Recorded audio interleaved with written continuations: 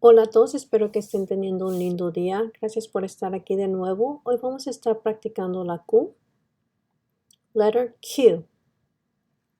Primero que nada, quiero dejarles saber que la Q siempre está seguida por la U. Estas dos siempre están juntas. Entonces, el sonido que producen las dos juntas es Q, A, Qua. Y quiero que se den cuenta que hay dos vocales juntas y usualmente la vocal que está detrás de la primera vocal siempre afecta el sonido, pero en este caso no hace absolutamente nada y la A se pronuncia como el sonido corto, Q, A, qua,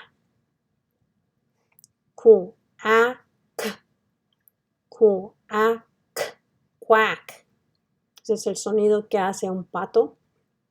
Y también vamos a estar practicando el sonido que produce la C y la K juntos, que es como la K, como el sonido de la K.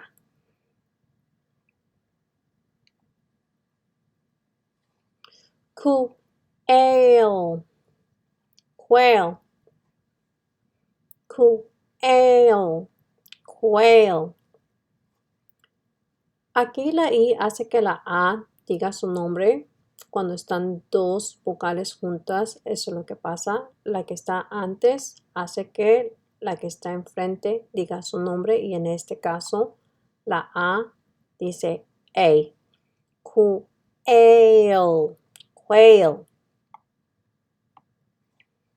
Que, que, que.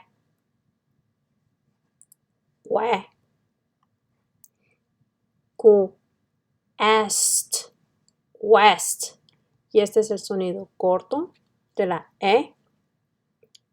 Est. I, queen. Como dije, también vamos a aprender la pronunciación o más bien el sonido que producen las dos vocales que son iguales, ya sea la E, la O. So es Q, I, queen. Y este es el sonido largo de la E. Q, I, Q, qui, Q, I, qui. Quick, quick. De nuevo miramos la terminación de la seca. Quick, el sonido corto de la I. Quiet, quiet. Quiet, quiet. De nuevo la E. Te dice que la I diga su nombre, pero también se pronuncia la E. Quiet, quiet. Esto también vamos a estarlo practicando. Esto es un poquito diferente a cuando hay dos es igual, dos es juntas. Quote,